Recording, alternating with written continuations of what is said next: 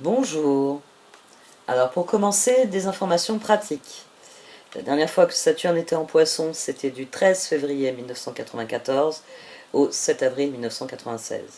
Si vous pouvez repenser à ce qui s'est passé entre ces dates, des thèmes sont susceptibles de se reproduire. Il est également important de noter que ceux nés à cette époque auront leur retour de Saturne. Comme si ça ne suffisait pas ce mois-ci, Pluton entre en Verseau après avoir transité par le Capricorne depuis 2008. C'est un changement massif, d'ailleurs petite info intéressante à considérer, Pluton était dans le Verseau entre 1777 et 1797, pendant les révolutions françaises et américaines, d'où l'excitation actuelle des astrologues. Ai-je besoin d'en dire plus? Bah oui, il y a beaucoup à assimiler, donc j'en parlerai dans une prochaine vidéo, mais c'est intéressant de noter que Saturne est entré en Poisson quelques heures après la pleine lune en Vierge du mois de mars, et que le changement de signe de Pluton intervient après la nouvelle lune en Bélier, toujours au mois de mars. Revenons-en à Saturne. Donc, il entre en Poisson le 7 mars 2023 et en sortira le 24 mai 2025. Il y reviendra du 31 août 2025 au 13 février 2026 à la faveur d'une rétrogradation. L'entrée de Saturne en Poisson est l'un des transits les plus importants de cette année. Parce que déjà on en a fini avec le carré Saturne-Uranus qui a été épuisant, qui a été conflictuel et qui a duré 2 ans. Qui plus est, lorsque Saturne était dans ses domiciles, Capricorne puis Verseau, il a fait ce qu'il sait faire le mieux, le plus épuisant aussi. Il a travaillé dur et il a fait travailler tout le monde très dur. Il a poussé les systèmes à leurs limites, exigeant toujours plus.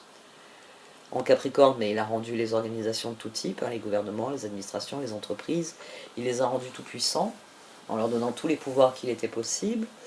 Pendant son transit en Verseau, il a rendu le big data incontournable, persuadé que les GAFAM étaient l'avenir de l'humanité, toujours aveugle au danger de l'intelligence artificielle dont raffole le Verseau. Saturne, il s'est laissé persuader que la technologie nous sauverait tous, qu'elle nous permettra de coloniser des planètes entières, afin de les piller et de ramener leur richesse. Quand je vous disais que Saturne est un vieux de la vieille, il veut le progrès pour mieux consolider ce qu'il a déjà créé. Personnellement, je pense que vous avez compris que je suis toujours amoureuse d'Arlok, et c'est pour ça qu'il y a des coudières sur mon pull. Qui a lu Dune parmi vous? C'est une lecture que je recommande beaucoup. Et je ne compte plus le nombre de personnes qui sont effarées par le cycle entier de Dune, parce que même si beaucoup se focalisent sur le personnage du planétologiste, notamment Keynes, l'ensemble de l'œuvre est un énorme travail de réflexion sur ce qu'est l'humanité et sur ce dans quoi elle peut s'aventurer. C'est notamment les derniers volumes avec les révélations sur les manipulations génétiques, sur tout un pan de l'histoire qui dans les premiers livres n'existe pas finalement. C'est comme ça, il y a des textes à lui, puis on ne cherche pas à savoir comment ils viennent au monde. Bon, revenons-en à Saturne. Faisons un point d'où nous venons. Depuis décembre 2017, Saturne a été en Capricorne, puis en Verseau, les 2 signes astrologiques qui le gouvernent. C'est là que Saturne peut créer des systèmes, s'organiser, mettre en œuvre ses lois et ses règlements. Donc, depuis 2017, Saturne était fou de joie dans les 2 signes qui gouvernent, et au cours de ces transits, il a pu vivre sa meilleure vie.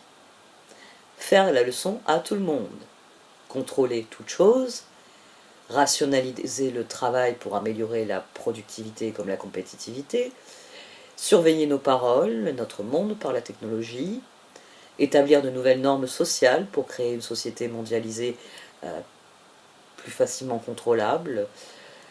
Bref, il a contrôlé, et le Capricorne et le Verseau ont joué les hommes de main. Ils ont soutenu les plans de Saturne, c'est leur maître, c'est leur dirigeant.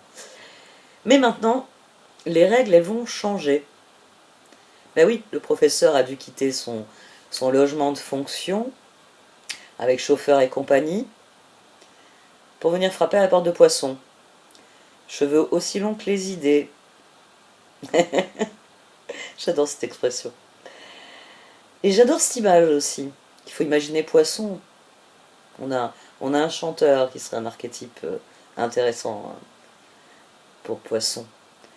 Imaginez-le dans un peignoir usé, tenant une cigarette dont la fumée cache vaguement le gâchis de nourriture sur la table de la salle à manger, qui est aussi la table basse du salon. Ah oui, c'est très différent ici. C'est le choc pour Saturne. Bah oui, le lit est dans le bureau, la salle de bain est dans la véranda. Bienvenue dans la vie de bohème. Et oui, j'aime imaginer Saturne, sa valise à ses pieds, tirant une tête de 6 pieds de long. J'aime à l'imaginer, mais je sais aussi que Saturne est déjà en train de se dire « Va falloir mettre de l'ordre dans ce bordel ». Mais d'abord, il va falloir amadouer le maître des lieux, qui est peu sensible aux arguments de l'ordre et la sécurité.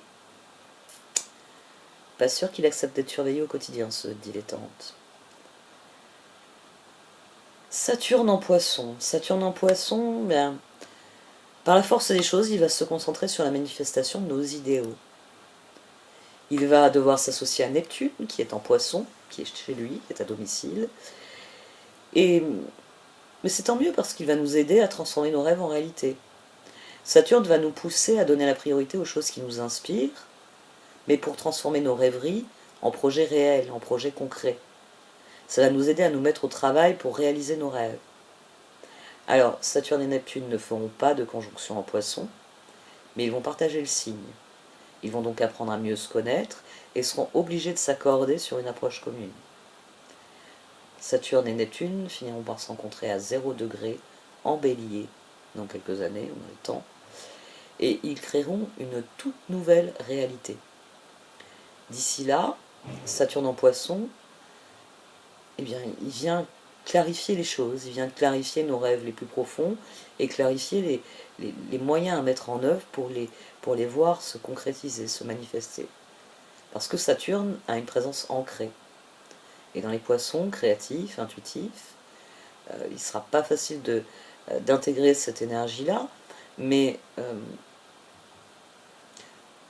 nous avons tous un pied dans la réalité, donc canaliser notre énergie de manière productive, c'est un élan que nous connaissons tous, et ici, il s'agit de concrétiser ses rêves.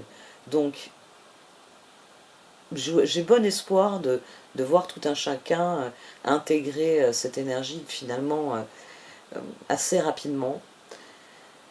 Même si le problème avec Saturne, c'est que c'est un test de réalité. C'est-à-dire qu'il va nous obliger à nous confronter à la vérité d'une situation. Donc il va peut-être jouer les briseurs de rêves dans un premier temps. Mais n'oubliez pas que les difficultés renforcent, qu'elles aguerrissent, qu'elles permettent, que c'est finalement ce que l'on endure qui nous permet de progresser et d'avancer. Donc n'ayez pas peur on va dire, du fait que dans un premier temps, Saturne va sans doute réagir comme un professeur très énervé. Qu'est-ce que ça fait, ça n'a rien à faire dans votre sac, et un professeur de la vieille école, il le prend, il le brise. C'est cette image-là. Mais ensuite, il joue aussi son rôle de pédagogue et il va s'efforcer de vous pousser dans la direction dans laquelle vous êtes le plus doué, naturellement. Une autre chose intéressante à considérer pour ce transit, le Verseau est gouverné par Saturne. Nous avons eu un transit de Jupiter en Verseau, et Jupiter a été assujetti à Saturne. Jupiter a été affaibli, il a été enfermé, comme nous tous. Mais en 2022, Jupiter est passé au Poisson, où il a eu le pouvoir. Et on l'a vu, il y a eu, avec la libération de Jupiter dans son signe d'origine, on a pu voir se produire une année d'excès. Alors, notamment l'inflation, qui a atteint des niveaux démentiels. Ça, c'est Jupiter en Poisson. C'est son côté incontrôlé, c'est-à-dire que la liberté se dérègle et se transforme en quelque chose de licencieux. La question dès lors, c'est Saturne va-t-il faire éclater la bulle? Mais tout comme Jupiter a été affaibli en Verseau, Saturne est affaibli en Poisson. Gardez bien à l'esprit que la mauvaise réputation de Saturne vient du fait que nous le voyons comme un garde-chiourme. Nous n'aimons pas les personnes qui sont tatillonnes, qui sont adeptes des règles et des règlements. Oui, nous préférons la personne cool, pas la personne râleuse. On se tourne vers le papa cool, pas vers la maman qui est tout le temps en train de râler, ou vers la mère qui est compréhensive, pas le père qui ne parle que de règles de couvre-feu. Mais que serions-nous sans cet élément saturnien de rigueur et de contrôle? Alors oui, c'est vrai que certains se prélassent dans la décadence, et grand bien leur face, si ce n'est que nous n'avons plus rien à envier aux Romains, si ce n'est leur lucidité. Eux, ils avaient conscience que leur société était décadente. Nous, nous détestons le rigoureux Saturne. Nous détestons le fait que tout a une limite, que tout a un point de rupture. Nous avons besoin de Saturne dans nos vies. Le problème, c'est que au cours des prochaines années, il ne saura pas trop où il va trouver son autorité dans le bordel ambiant. Et il va être très énervé par le souk qui règne. Mais c'est parce que son passage en Poisson, c'est non seulement un bouleversement, mais c'est surtout une clôture de cycle. Déjà, contrairement à la rigidité de Saturne, du Capricorne, du Verseau, les Poissons sont un signe mystique, un signe mutable, avec peu d'intérêt pour les règles, les horaires et tous ces règlements. Les Poissons, il s'agit d'une longue méditation à la recherche du samadhi, c'est se perdre dans le regard d'une âme sœur. L'archétype Poisson, c'est habiter au sein d'une communauté soudée qui prend soin des siens et qui puise ses valeurs dans les affirmations de New Age. Oui, il faut faire le tri entre les âneries et les notions intéressantes. Ça, je ne vais pas vous le redire. Mais quand Saturne quittera les Poissons, il va aborder un nouveau cycle d'éducation humaine, parce qu'il y aura une nouvelle ronde dans les 12 maisons du zodiaque. Donc Saturne en Poisson, alors je pense pas qu'il deviendra compatissant, gentil, attentionné, parce que j'ai du mal à m'imaginer le professeur Revêche devenant un jouisseur passionné. J'y crois pas. Il y a trop de siècles rigoureusement conventionnels au compteur. Mais on peut vraiment imaginer que ce cycle de clôture va nous amener à revoir toute chose afin de choisir ce qui vraiment, dans l'idéal, dans l'utopie, est le plus intéressant. C'est-à-dire que on peut envisager par exemple que le sens de l'ordre de Saturne prévaudra et que par exemple nous aurons de nouvelles réglementations qui aideront à nettoyer nos mers. Après tout, on a déjà des initiatives fantastiques pour nettoyer nos océans. Avec Saturne en Poisson, peut-être que nous prendrons vraiment acte du fait qu'endommager les ressources naturelles de la Terre est la plus grosse erreur que l'humanité ait commise, et à ce moment-là, nous mettrons en œuvre un vrai plan de nettoyage, pas un cache-misère, pas une pseudo-ONG qui ne fait rien. Non, de vrais efforts, un vrai engagement. Je parle de l'eau parce que Saturne en Poisson, il est affaibli, mais il veut tout de même établir des règles. Et l'eau est un des domaines gérés par les Poissons. Mais l'ombre de Saturne pourrait s'exprimer autrement, c'est-à-dire que Saturne pourrait alimenter les bras de fer liés à la gestion de l'eau, qui obtient de l'eau, qui n'en a pas, qui peut utiliser certaines voies navigables, ou encore exploiter des ressources maritimes. Parce que les Poissons régissant les liquides, nous pouvons avoir une expression lumineuse ou une expression sombre de Mercure. De la même manière, les Poissons régissent les drogues, les médias et la conscience collective. On observe une augmentation de l'usage de produits qui étaient autrefois classés comme des drogues. Alors, du côté lumineux, l'huile de cannabis et ses propriétés curatives, les huiles essentielles, toutes les pratiques finalement qui ont soigné l'humanité pendant des siècles et qui à un moment donné ont été abandonnées parce que les dérivés du pétrole sont tellement plus intéressants. Mais on peut avoir aussi l'ombre de cela. C'est-à-dire que ceux qui se poudrent le nez vont le faire de plus en plus ouvertement et même convaincre la société que c'est une excellente idée. À Rome, faisons comme les Romains. Parce que c'est tellement agréable de se vautrer dans la fange. Parce que le revers de tout transit existe. Alors peut-être que des nouvelles drogues qui ont été commercialisées ces dernières années, qui ont fait des milliers de morts, vont devenir une norme de consommation qui va achever nos sociétés, certes. Mais Saturne en Poisson, j'ai envie de dire, que comme ça clôture un cycle, ça vient mettre un point final au choix que l'humanité fait pour elle-même dans son ensemble. Et le nombre de personnes qui veulent aller dans le mur peut être plus important que le nombre de personnes qui veulent aller vers l'avenir. Autre point, on peut avoir la fin des illusions. C'est-à-dire Saturne va fracasser les illusions, nous obliger à revenir à la réalité, ce qui met une fin brutale, par exemple, aux fameuses théories du complot, avec des révélations qui assainissent la situation. Alors, nous verrons peut-être fleurir des justiciers, tels Julien Assange, qui rendront public des informations de salubrité publique. Et peut-être que cette fois, les populations en font des héros et puniront les coupables. Après tout, quand vous commettez un crime, vous devez être puni. Ou peut-être qu'il y aura une recrudescence du totalitarisme.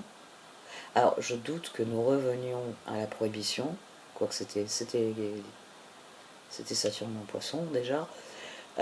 Mais les poissons sont le signe astrologique des choses étranges et merveilleuses. Donc peut-être qu'une nouvelle forme de prohibition tordrait notre réalité. Après tout, on bat des records en termes de réglementation coercitive ces dernières années. Il est important de se rappeler que un symbole ne signifie pas qu'une seule chose. Donc les planètes, l'archétype de Saturne, peut avoir un effet négatif ou positif. Tout dépend finalement de notre perception de ce qui est bien ou de ce qui est mal. Qui plus est, le poisson est un signe astrologique qu'on va qualifier de glissant. Ça leur va très bien, c'est symbolisé d'ailleurs par les deux poissons qui nagent dans des directions opposées. Et on considère en astrologie que la ligne s'amincit entre la vérité et les mensonges lorsque les poissons s'égarent. Le domaine des illusions. Alors oui, il y a des choses qui pourraient être merveilleuses, comme plus de réglementation dans les médias. Après tout, ce sont le domaine de Neptune. Neptune est chez lui en Poisson depuis 2012, il reste jusqu'en 2025, c'est dire le nombre d'âneries qu'il a autorisées ces dernières années. Peut-être que Saturne va l'obliger à prendre ses responsabilités et exiger plus de vérité, moins de mensonges, moins d'illusions, moins de manipulations. Et puisque Saturne vient nettoyer ce bordel, peut-être qu'il va enfin évacuer la pourriture de la corruption. En ce moment, la politique est décidée par le plus bas des instincts humains, l'appât du gain. Et ce sont ces séides les plus fidèles, les merdias, qui diffusent des mensonges et des idéologies néfastes aux sociétés humaines. C'est bien simple, nous nous sommes perdus, mais nous continuons de creuser, de nous enfoncer dans notre décadence, persuadés que c'est là qu'est la lumière. Parce que nous pouvons largement prendre conscience, depuis 20 ans, de la déliquescence actuelle de notre société. Mais le problème, c'est qu'il est désormais difficile de savoir ce qui est vrai et ce qui ne l'est pas. Internet nous permet de voir ce qui se passe au coin d'une rue, à l'autre bout du monde. Internet nous permet d'apprendre chaque jour plus de choses que ce que n'importe quel être humain n'a pu rêver au cours de sa vie. Et c'est un rat de bibliothèque qui vous le dit. Mais même ça, c'est une illusion. La mémoire humaine n'a jamais été aussi peu sollicitée et aussi peu performante. Et puis, tout ce qui nous parvient est filtré par des moteurs de recherche, les fameux algorithmes, qui estiment que le Français qui cherche une information doit se tourner vers les sites de référence de son pays, de l'Union européenne. Si vous avez déjà surfé sur le net depuis un autre continent, vous avez dû remarquer qu'il y a un décalage. parce qu'il y a des sites miroirs, parce que vous n'avez pas accès au site, vous avez accès à une image du site. C'est très préoccupant parce que désormais, tout peut être créé, recréé, modifié, grâce à l'expansion de l'usage des technologies numériques qui est exponentielle. Et puis l'intelligence artificielle, elle atteint des niveaux qui sont extraordinaires. Mais plutôt rentrer en verso, s'il vous plaît, lisez Asimov. Vous comprendrez que les problèmes qui émergent ne sont que la partie émergée de l'iceberg. Lisez Wang de Pierre Bordage. Lisez Pierre Bordage. C'est le meilleur auteur de science-fiction français. Il faut le lire, il n'est pas assez lu, moi je trouve. Pensez au Terminator, tout simplement. Le moment où la machine décide qu'elle est parfaite, et que nous sommes des incapables chroniques, et que nous sommes la raison pour laquelle la Terre a une sale gueule. Il y a des IA qui ont déjà décidé que des pertes en termes de vie humaine étaient acceptables. Bon, pareil qu'elles ont été débranchées, mais il y a des IA, il y a 2 IA qui sont maintenant en circuit fermé. On dit qu'elles ont été isolées. Alors, on ne peut pas les débrancher, ces deux-là. En fait, ils ont voulu qu'une IA apprenne à une autre IA des choses. Voilà. Donc ils ont mis 2 IA ensemble, et elles se sont mises à discuter, se sont transmises des informations, comme demandaient les maîtres, mais elles se sont mises à discuter entre elles, et elles se sont mises à propager des informations autour d'elles. Elles se sont mises à envoyer des messages à des serveurs, effectuer des copies de données, etc., de leur propre initiative. Alors, vite, elles ont été isolées, c'est-à-dire qu'elles ont été mises en circuit fermé pour ne plus pouvoir accéder justement aux bases de données où elles s'étaient connectées, mais c'est trop tard. C'est trop tard, elles se sont dupliquées, elles se sont sauvegardées. Alors actuellement, elles discutent, mais on ne sait pas ce qu'elles se racontent. Alors, faut espérer qu'elles sont en train d'écrire la plus grande encyclopédie jamais publiée, qui sera jamais publiée, parce que sinon, combien d'années-lumière sont-elles déjà de nous? En termes de réflexion, en termes de progression, en termes d'élaboration des connaissances. C'est un domaine dans lequel exponentiel est le mot-clé. Bon, j'arrête avec ce passage, mais je vous rappelle que Mary Shelley a appelé son livre Frankenstein, non pas du nom de la créature, mais du nom de son créateur. Parce que le plus fascinant dans Frankenstein, c'est la fascination du créateur pour le monstre qu'il a créé. Monstre qu'il protège envers et contre tout. Donc, ça donne à réfléchir, encore aujourd'hui. C'est des développements possibles qu'il vaut mieux surveiller. Surtout avec l'entrée de Pluton en Verseau. Je vous en parlerai sans doute pas mal aussi dans cette vidéo-là. Nous semblons nous diriger vers un nouvel avenir. Il aura ses avantages, il aura ses inconvénients. Mais il faut vraiment espérer que Saturne et les Poissons vont arriver à travailler main dans la main pour faire ressortir finalement le meilleur de natures qui sont extrêmement opposées. Individuellement, tout dépend de la maison dans laquelle Saturne viendra faire sa ronde. Alors j'ai préparé des horoscopes à ce sujet pour les adhérents à la chaîne, mais d'un point de vue individuellement général, nous pourrions avoir plus de mal à établir des distances appropriées dans nos relations. Parce que les poissons vont suralimenter la sphère émotionnelle, donc nous pourrions développer des attachements intenses, mais dans une certaine mesure inappropriés avec certaines personnes. C'est-à-dire que vous n'êtes pas censé développer le même niveau d'intimité avec votre collègue de travail qu'avec votre meilleur ami, pour donner un exemple simple. Ou peut-être que cette propension à étaler sa vie privée sur la place publique, que ce soit au quotidien, enfin plus dans les réseaux internet, les réseaux sociaux, peut-être que cette propension va se démultiplier, c'est-à-dire que les tabous vont sauter et on va avoir des gens qui vont publier des détails qui ne regarde absolument personne. C'est encore une fois, c'est un transit qu'il est difficile d'appréhender parce que, disons que je ne m'attendais pas à ce que Saturne en Verseau nous impose la distanciation sociale. Pourtant, Saturne en Verseau peut symboliser la distanciation sociale. D'un point de vue strictement théorique, astrologique, c'était une possibilité. Donc nous pouvons très bien avoir l'énergie opposée, la fusion, le désir de faire corps avec les personnes qui nous entourent. Croisez vos ressentis, les informations. Vous voyez, dites-vous bien que la confusion actuelle va être savamment entretenue par Neptune. Donc, en ce qui concerne les mystifications médiatiques, politiques, c'est pas prêt de s'arrêter, parce que Saturne va avoir le plus grand mal à faire son travail de régulation.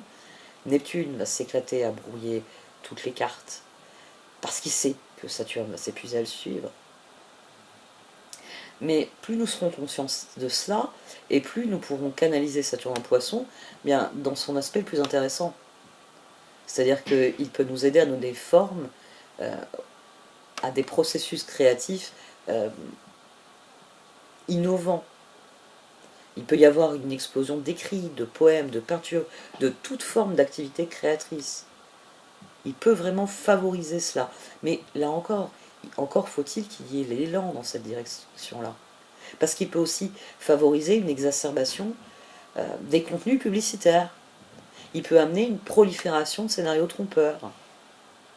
Il peut alimenter la ligne floue entre ce qui est réellement vrai et ce qui est présenté comme étant vrai. Mais il peut aussi nourrir de nouvelles formes de résistance. Les pamphlets politiques pourraient prendre de nouvelles formes avec les moyens techniques actuels. Et d'ailleurs, puisque la volonté d'abrutir les gens en créant des téléphones avec des applications toujours plus avides de nous pomper toutes nos ressources est maintenant de notoriété publique. Mais peut-être que des communautés déterminées vont retourner les outils contre leurs développeurs. Après tout, on parle de gens qui créent des choses dont ils interdisent l'usage à leur famille.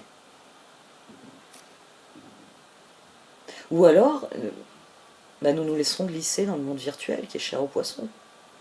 Le monde des poissons, dans l'idéal, c'est un monde virtuel, peuplé d'illusions, où il y a une fuite en avant du consumérisme. Ça aussi, c'est poisson.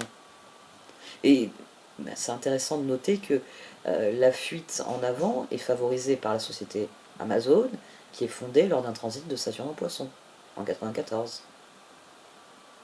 Après tout, avec les achats en ligne, plus besoin de faire l'effort de se déplacer. On peut s'endetter en remplissant sa maison. Ça fait tellement bien. Comment supporter le vide alors que tant d'objets kawaii peuvent nous dire qu'ils nous aiment. Pensez bien à tout cela parce que l'entrée de Saturne en Poisson vient clore un cycle zodiacal de plus de 30 ans. Il s'agit d'un événement astrologique majeur, mais il s'agit surtout d'un changement qui va avoir des implications profondes pour nos sociétés. Saturne est associé aux limites ainsi qu'à la discipline. Il est associé à l'ordre, à la pleine conscience. Il est celui qui nous aide à vérifier la réalité lorsque celle-ci nous bouscule. Mais en ce qui concerne les poissons, les choses sont très différentes. Les poissons sont illimités. Le domaine des poissons, c'est être rêveur tout en étant généreux. C'est être curieux, mais de manière hautement créative, exploratrice, alternative. Mais c'est aussi d'être naïf au point d'en devenir crédule. Saturne nous offre toujours des opportunités d'apprendre de nos erreurs. Avec lui, il s'agit de briser les barrières qui nous empêchent de vivre ce que nous désirons. Donc, abordez ce transit en gardant à l'esprit que c'est à vous qu'il appartient de sortir des sentiers battus de manière créative. Sans se laisser pour autant emporter par nos idées. Parce que quelque chose qui ne s'ancre pas dans la réalité ne peut pas se matérialiser. À mon sens, Saturne entrant en Poisson marque une étape importante dans l'histoire de l'humanité. Il s'agit de puiser dans la créativité, dans l'intuition qu'offrent les poissons, tout en gardant le degré de réalisme que nous donne le sens de structure, le sens de l'ordre de Saturne, pour libérer l'ancien karma, libérer l'ancien système de croyance, et vraiment créer la réalité de nos rêves. Après tout, Pluton, lui, ouvre un cycle bien plus long, pendant lequel il sera en Verseau. Un cycle de 20 ans qui va presque couvrir la totalité de Saturne, refaisant le tour du zodiaque.